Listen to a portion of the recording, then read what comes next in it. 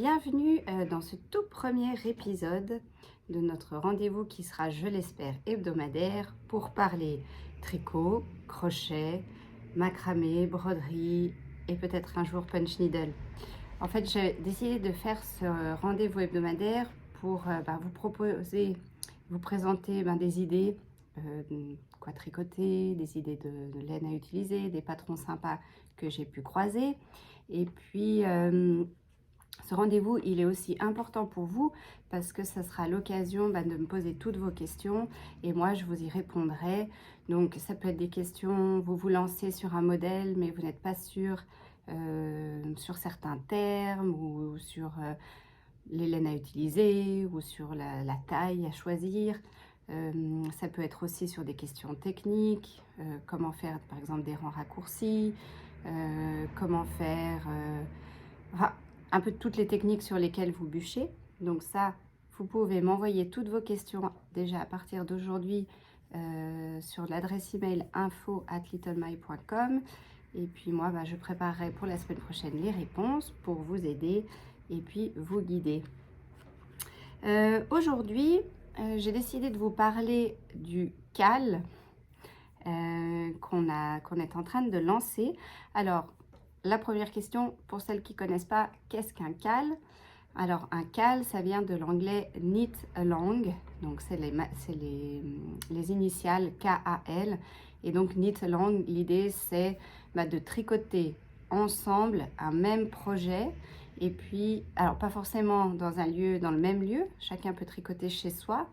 Et puis, de partager via un forum ses expériences, montrer les photos. Peut-être qu'il y a un peu des conseils aussi que vous auriez envie de partager avec les autres. Donc voilà, c'est vraiment une chouette formule en fait pour, pour tricoter un projet et puis pour échanger son expérience. Donc le CAL qu'on est en train de lancer, c'est sur un pull qui est tiré de ce livre Worsted. C'est un livre en fait qui a été publié par la maison Laine et puis c'est une collection de tricots qui a été réunie par Aimé Gilles de la Bien-Aimée et qui réunit plus d'une dizaine de designers qui ont donc proposé des modèles à partir d'un type de laine qu'on appelle worsted, qui est une laine qui se tricote avec des aiguilles 4-5 mm. Voilà, donc c'est un joli ouvrage. Et puis, donc nous, on a jeté notre attention, notre dévolu sur ce modèle-là qui s'appelle Stratified, qui est un modèle qui a été créé par une créatrice qui s'appelle Tiffany Lan, créatrice américaine. Et voilà, on a ici une photo du modèle. Et puis, donc moi, je l'ai tricoté il y a quelques semaines. Donc voilà le résultat. Peut-être que si vous êtes venu à la boutique, vous m'avez vu le porter. Je vous montre à l'envers. Voilà, je le mets dans le bon sens. J'ai choisi de lancer un CAL là-dessus parce que ce modèle était vraiment un ravissement à tricoter en fait. D'une part, vu que la laine est assez épaisse dans nos vies bien chargées, c'est assez pratique parce que ça se tricote rapidement. Et puis, il est assez sympa parce que voilà, on utilise 5 couleurs différentes. Il y a un petit peu un jeu de texture qui donne un rendu final assez chouette et que j'ai trouvé aussi assez accessible pour les gens qui ont déjà une base de tricot et puis qui veulent aller un peu plus loin. Mais sans avoir trop de difficultés. Enfin, c'est quelque chose qu'on peut tout à fait tricoter tranquillement devant sa série ou devant la télé le soir. Voilà. Donc, je vous ai présenté le livre et le tricot. Je vais maintenant vous parler de la laine que j'ai utilisée pour tricoter ce pull. J'ai pas utilisé la laine de la Bien-Aimée parce que c'est quelque chose que j'ai de la peine à avoir ici. Mais je suis très heureuse d'avoir depuis quelques semaines les jolies laines de la marque Dererum Natura, qui est une marque française. Et puis, donc c'est une jolie filature qui travaille à petite échelle. Alors ça faisait plusieurs années que je les courtoisais. Et puis, je les courtisais, pardon. Et puis, finalement, j'ai réussi à les avoir. Donc, pour ce modèle, on utilise donc la laine Gilliatt de Dererum Natura qui est disponible à la boutique et sur le site. Je vous mets le lien ci-dessous si vous voulez en savoir plus. Donc Gilliatt, c'est une jolie laine, c'est un mélange de 2 mérinos, un mérino français et puis un mérino noir portugais. Le tout est filé et teint en France. Et puis c'est vraiment des jolis coloris qui ont des noms vraiment superbes. Là vous avez le coloris eucalyptus. Là vous avez le coloris amarante par exemple. Et puis j'ai encore une dorée. Ça c'est 3 couleurs. Plus la 4e ici, la cyprès, que j'ai choisi pour tricoter un nouveau Stratified pour pouvoir vous aider pendant le cal. Et puis ça me permettra de faire aussi un petit cadeau à une de mes proches. Donc c'est les 4 couleurs que j'ai choisies. Et puis il manque une qui va être livrée cette semaine, qui est le coloris argile, que je peux vous montrer maintenant avec la pelote Ulysse ici, qui est la petite sœur de la Gilliatt, qui se tricote avec des aiguilles un peu plus fines, 3,5. Vous pouvez aussi la retrouver sur le site. Et puis enfin, on a encore la grande sœur, la Cyrano. Donc là, qui se tricote avec des aiguilles plus épaisses, 5-6 mm. Voilà, donc ça, ce sont les 3 de la famille Dererum Natura que vous pourrez retrouver en boutique. Ces laines, en fait, elles permettent d'obtenir des tricots qui sont assez légers, qui tiennent bien. Donc c'est idéal pour tricoter par exemple des jacquards. Ça garde bien la forme, c'est pas trop fluide. Au toucher, on aurait un peu l'impression que c'est une laine rêche, mais à porter, elle est hyper agréable. Je peux vous montrer quelques exemples de tricots qui ont été tricotés avec cette laine. Tout d'abord, donc dans le Pom Pom Magazine numéro 28, on a ici ce très joli pull à col roulé qui est tricoté justement avec la Gilliatt de Dererum Natura. Et puis dans le Knitted Book qu'on a aussi disponible en magasin, il y a le très joli pain de Bérangère Caillot. Donc un joli jacquard, très sympa aussi, qui se tricote également avec la Gilliatt. Ça fera peut-être l'objet d'un autre cal un jour, affaire à suivre. Voilà, donc par rapport donc au cal, il y a quelques personnes qui ont posé des questions, notamment des personnes qui ne sont pas très familières avec le tricot en circulaire. Donc on va juste changer d'angle pour que je vous montre mes mains et le travail. Voilà, donc pour ce nouveau pull Stratified que je m'apprête à tricoter, j'ai choisi de le tricoter dans la 4e taille.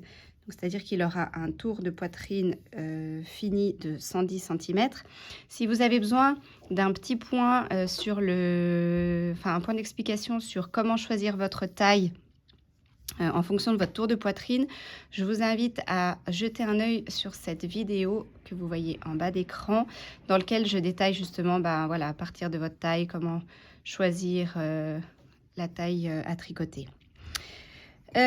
Donc ce pull se tricote en circulaire depuis le haut vers le bas, c'est-à-dire qu'à partir du moment où on a monté nos mailles, donc moi là je devais monter 108 mailles, on doit refermer les mailles pour travailler en circulaire. Donc pour ce faire, on va déjà dans un premier temps s'assurer que toutes les mailles vont bien dans le même sens. Donc j'oriente bien la base de chaque maille vers l'intérieur de mon aiguille. Voilà, ça c'est important parce que si ça ne va pas dans le même sens, on peut créer une vrille et on s'en rend compte généralement après 3 ou 4 tours de tricot déjà réalisés et c'est très embêtant parce qu'on doit tout défaire et recommencer. Donc une fois que vous avez bien mis toutes vos mailles dans le même sens, on va utiliser un anneau marqueur. Cet anneau en fait il va simplement se glisser sur l'aiguille et c'est ce qui va nous permettre de repérer en fait le début de chaque tour. On va positionner nos mailles avec notre fil sur la droite. Et puis, pour fermer le cercle, on va venir tricoter les mailles qui sont à gauche pour les faire passer sur l'aiguille droite. Pour le modèle du Stratified, en fait, on nous demande de réaliser un certain nombre de rangs en côte torse. Donc, la côte torse, qu'est-ce que c'est? C'est simplement, au lieu de prendre la maille par le brin avant, quand je la tricote à l'endroit, je vais venir la prendre par l'arrière. Donc voilà, une côte torse, c'est pour les mailles en droit, on ne prend pas le brin avant de la maille, mais on prend le brin arrière. Donc, je prends mon brin arrière. Donc, c'est des côtes torse 2-1, c'est-à-dire que je vais tricoter 2 mailles en droit torse et puis la maille envers, je vais la tricoter normalement. Donc, j'attaque, hop, première maille torse, deuxième maille torse et ma maille envers. Et je continue. Une maille torse, une deuxième maille torse et une maille envers. Une maille torse, une maille torse et une maille envers. Pour les personnes qui tricotent avec le fil à gauche,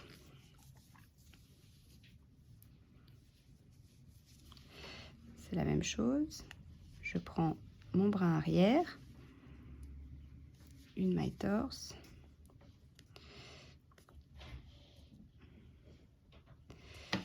oups, un petit peu serré, une deuxième,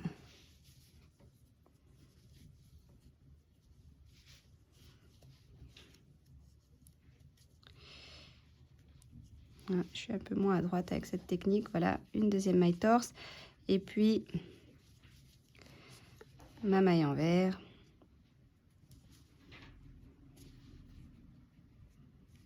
voilà. Et donc on répète ça sur tout le rang jusqu'à arriver à notre anneau. Voilà, donc là j'arrive à la fin de mon rang, je tricote ma dernière maille envers. Je vais faire glisser mon marqueur de l'aiguille gauche à l'aiguille droite et je poursuis. Je recommence avec 2 mailles torse et une maille envers. Et donc ça, c'est à répéter sur le nombre de rangs indiqués dans pour la taille que vous avez choisie. J'ai oublié de vous préciser au début que pour le début de ce pull, en fait, il fallait commencer avec les aiguilles 4 mm et le câble le plus court. Alors là, vous voyez, moi j'ai 108 mailles, j'ai pris le câble de 40. J'aurais pu prendre le câble de 60 parce que je suis assez à l'étroit dessus. Bon, ça ne me dérange pas pour tricoter, mais bon, peut-être que vous serez plus à l'aise en choisissant un câble un peu plus long. Donc, je vous laisse tricoter vos rangs de côte torse et puis je reprends avec, pour vous parler de l'étape suivante qui sera les rangs raccourcis. Alors, voilà, donc quand vous aurez terminé vos rangs de côte torse, il faudra effectuer la partie suivante qui est le rang de mise en place. Donc en fait, il s'agira, donc vous allez changer de couleur et puis au fur et à mesure que vous allez tricoter votre rang, vous allez placer des marqueurs à des endroits assez stratégiques, tout simplement pour marquer en fait les différentes parties du pull. Donc vous allez placer un marqueur qui montrera donc le début de l'avant du pull jusqu'au marqueur suivant. Donc les deux marqueurs roses, en fait, ça marque l'avant du pull. Ensuite, donc vous allez tricoter un nombre donné de mailles, vous placerez le marqueur sur l'aiguille, comme on a fait tout à l'heure pour le tricot, pour fermer le rang circulaire. Ensuite, vous allez tricoter un autre nombre de mailles donné dans le tutoriel, où vous placerez un autre marqueur. Donc, ces mailles qui sont entre ces deux marqueurs, le rose et le bleu, ce seront les mailles de la manche gauche. Ensuite, vous tricoterez un nombre donné de mailles, placez un nouveau marqueur, ça ce sera pour l'arrière du pull. Et puis enfin les mailles qui resteront entre le marqueur bleu et le marqueur rose seront les mailles de la manche droite. Après avoir fait ce rang de mise en place, en fait, on va vous demander de tricoter des rangs raccourcis. Alors, qu'est-ce que c'est que ça? En fait, les rangs raccourcis, c'est ce qui va vous permettre de creuser un peu plus l'avant du pull par rapport à l'arrière. Donc, en fait, on va tricoter on va tricoter que les mailles de l'arrière du pull en aller-retour cette fois-ci. Donc, vous tricoterez un rang en droit, un rang envers. Ce qui va vous permettre en fait voilà, de monter un peu plus le dos et puis d'avoir un pull avec une encolure plus confortable à l'avant. Comment tricoter les rangs raccourcis? Je vous montre ça. Voilà, donc la question des rangs raccourcis. Sur cet échantillon, donc j'ai recréé mon tricot en circulaire. Il faut vous imaginer que cette partie entre les deux cœurs rouges, c'est l'avant du tricot. Celle-ci, entre le cœur rouge et l'anneau doré, c'est la manche gauche. Les mailles qui se trouvent entre l'anneau doré et l'anneau vert, c'est l'arrière du tricot. Et puis entre l'anneau vert et l'autre cœur, c'est la manche droite. Donc en fait, j'ai déjà commencé ici à tricoter quelques rangs raccourcis. Vous pouvez voir qu'en fait, toute la partie avant, j'ai simplement un rang de tricot. Et puis la partie arrière, j'ai déjà fait, là j'attaque le 5e rang de tricot. Donc en fait, pour réaliser ces rangs raccourcis, ce qu'on va faire, c'est qu'on va tricoter d'un côté jusqu'à un certain nombre de mailles après le marqueur de la manche. On va envelopper une maille, tourner l'ouvrage et repartir dans l'autre sens. Et la même chose, j'arrive sur la manche gauche, je tricote un certain nombre de mailles après le marqueur, j'enveloppe la maille et je reviens. Donc c'est vraiment quelques rangs en aller-retour voilà, pour monter un peu plus le dos par rapport à l'avant. Donc ici, vous suivrez bien votre tutoriel qui vous dira combien de mailles après le marqueur il faut tricoter. Moi, je vais de 2 en 2, donc j'ai déjà enveloppé la 3e maille et puis la 5e maille. On voit d'ailleurs que quand on enveloppe la maille, ça crée un trou entre la maille enveloppée et les mailles suivantes. Pour remédier à ça, pour ne pas créer un trou, on va devoir tricoter la maille enveloppée en prenant et le fil qui enveloppe la maille, celui-ci, et la maille, en même temps. Je vous montre. Donc, j'avance dans mon tricot.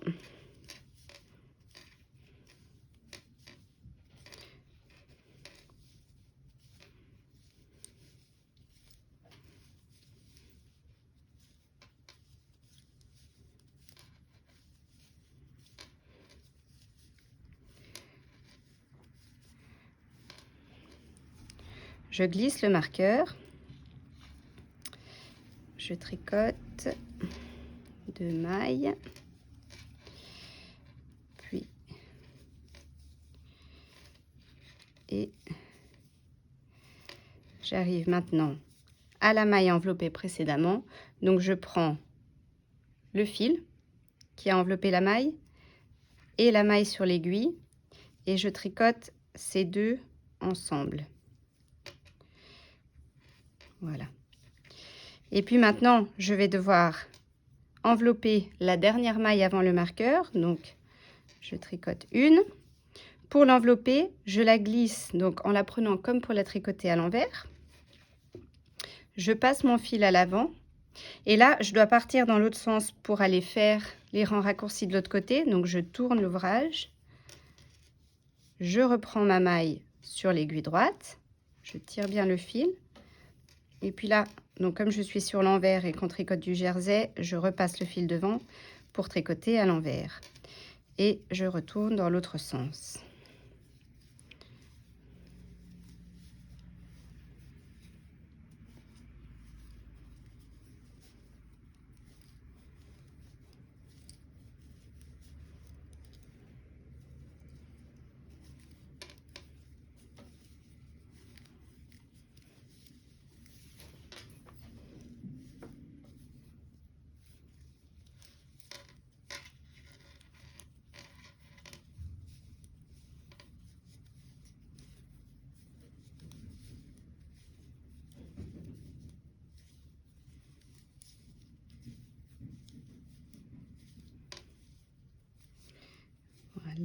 j'arrive à la manche gauche, je glisse le marqueur, je tricote 2. Et là, j'arrive à la maille que j'avais enveloppée précédemment. On voit hein, l'espace entre la maille enveloppée et les mailles suivantes. Donc, je prends pareil, le fil qui a enveloppé la maille, puis la maille, et je tricote les deux. On va peut-être vous aider un peu, hop, pour faire passer le fil par-dessus. Voilà. Et je poursuis. Donc, à l'envers, hop. Je suis à la dernière maille avant le marqueur, je la glisse, je fais passer le fil pour l'envelopper, je retourne mon ouvrage parce que je retourne dans l'autre sens, je reprends la maille, je suis sur l'endroit, je vais tricoter à l'endroit, donc je passe mon fil à l'arrière et je reprends. Et cette fois-ci, je ne vais plus faire de rang raccourci parce que c'était mon dernier rang, donc je vais reprendre le tricot comme il devrait être. En faisant bien attention sur le prochain tour de bien relever les mailles qui ont été enveloppées. C'est-à-dire ici à l'avant-dernière maille avant le cœur et ici la première maille après l'autre cœur. Voilà. Cette technique elle est différente de celle qui est expliquée dans le livre. Je la trouve plus abordable pour les personnes qui débutent sur les rangs raccourcis que celle qui est expliquée dans le livre. Après, si vous êtes familier ou familière avec la technique du livre, alors allez-y. De toute façon, l'une ou l'autre technique, ça nous ramène à un même résultat. Voilà. J'espère que mes explications vous auront aidé. Si ce n'est pas le cas, je vous accueille volontiers lors d'un prochain apéro tricot ou si vous avez besoin, on peut aussi faire un cours privé pour que je vous explique tout ça de manière plus claire si ce n'était pas assez clair pour vous par vidéo. Vous trouverez toutes les infos, les dates sur les prochains ateliers à venir directement sur le site. Je vous mets le lien ici. Voilà. Voilà, donc c'est tout pour aujourd'hui. J'espère que vous aurez eu du plaisir et appris des choses dans cette toute première vidéo. Comme je vous l'expliquais en début de cette vidéo, n'hésitez pas à m'écrire donc sur info@littlemile.com si vous avez des questions sur des types de laine en particulier, vous aimeriez vous lancer dans un projet mais vous n'êtes pas tellement sûr lequel choisir. Ou s'il y a des abréviations dans des tutoriels par exemple qui ne sont pas clairs pour vous. Toutes ces petites questions rapides, je réponds volontiers lors de la prochaine vidéo. On peut aussi aborder des points techniques après avoir le degré de difficulté et puis mais je ferai de mon mieux pour essayer de vous répondre. Voilà, je vous souhaite une belle semaine de tricot et j'espère à tout bientôt. Et j'allais oublier, si vous souhaitez partager cette vidéo, vous pouvez l'envoyer. Il faudra simplement que la personne s'inscrive à la newsletter pour pouvoir recevoir les futures vidéos. Voilà, je vous souhaite une belle semaine. À bientôt.